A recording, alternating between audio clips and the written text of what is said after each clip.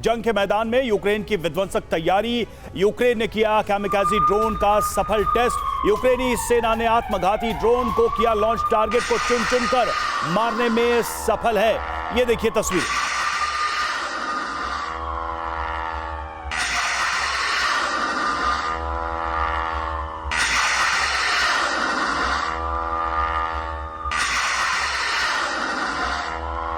Captain Shyam, ये जो तस्वीरें देख रहे हैं, इस पे एक प्रश्न और साथ में उसका भी मैं चाहूंगा कि जो सिन्हा सर क्वेश्चन उठा रहे थे उस पे भी आप बताइए कि आखिर एयर पावर को डिप्लॉय न करने के पीछे बड़ी वजह क्या है।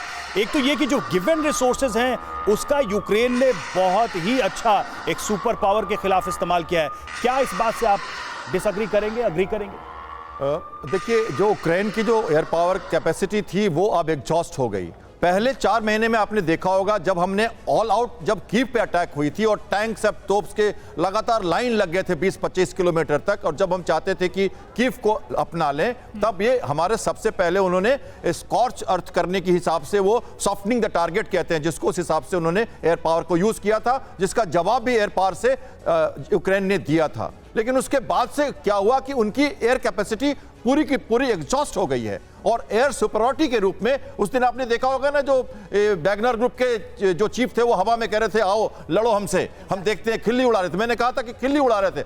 जेलेंस्की ने पार्लियामेंट में क्या कहा 4 दिन पहले जाके, उन्होंने कहा कि योर किंग, ब्रिटिश पार्लियामेंट में कहा कि your king is a air force pilot, my every air force pilot is a king, I am in anticipation, I am giving you thanks, please give us aeroplane apart from tank। तो ये उनके पास है ही नहीं, और 300 tank चाहिए, 237 place कर चुके हैं, उसमें से जस्ट 2 स्क्वाड्रन या 3 स्क्वाड्रन आई है। सीधा सवाल, बिना एयर पावर का इस्तेमाल किए यूक्रेन पर कब्जा मुमकिन होगा क्या? और अब तो यूक्रेन की छोड़िए, पोलैंड तक की बात की जा रही है। मेरी दूसरे पॉइंट है कि देखिए, बिना, जब प्रॉपर फुल स्केलेटेड वॉर होगी, जब पूरा अटैक होगा चारों फ्लैंक से इंक्लूडिंग बेलारूस, तब एयर सुपरियॉरिटी की जरूरत पड़ेगी। उसी का डेमोन्स्ट्रेशन मॉस्को के ऊपर Su-57S के जरिए दिखाया, जो शुरुआत में हमने तस्वीरें दिखाई। 100% हम एग्री करते हैं, इसकी तो आगे की वॉर की रेडीनेस है वो। लेकिन ड्रोन और मिसाइल से अटैक हो रही है, आर्टिलरी से अटैक हो रही है। एक चीज की, जब पिछले साल शुरुआत में हमने देखा था कि एयरफोर्स को यूज किया गया था, रशियन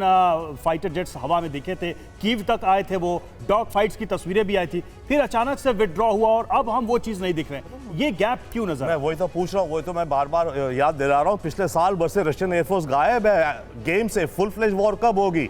1000 सोल्जर रोज मरे, फुल फ्लेज वॉर नहीं है। सर कुछ सेकंड, एक छोटा सा पॉइंट और, सेकेंडली, अभी जो बात आप कह रहे हैं spring offensive, going back to last year, Russian ये जो टैंकों का काफिला आ रहा था, क्यों फंस गया, धस गया? क्योंकि सड़क के साइड में मडी गीली हो रखी थी। तो अब स्प्रिंग में फिर से वही करेंगे क्या? सर, बट हकीकत तो ये है ना कि यूक्रेन ने भी तो उलझा दिया था ना रूसी सैनिकों को बहुत ऐसे फ्रंट्स पर, और यही वजह है सर कि जिस इरादे के साथ रूस ने इस युद्ध की शुरुआत की थी, उसे ये अंदाजा नहीं था कि 1 साल हो जाएगा। और बदलते वक्त के साथ साथ रणनीतियों में जिस तरीके से रशिया फेल हुआ है, आज के लिहाज से वो उस रणनीति पर काम करने को मजबूर हो चुका है, जहां पर उसको ये पता है कि यूक्रेन क्षमता के साथ उसका मुकाबला कर रहा है।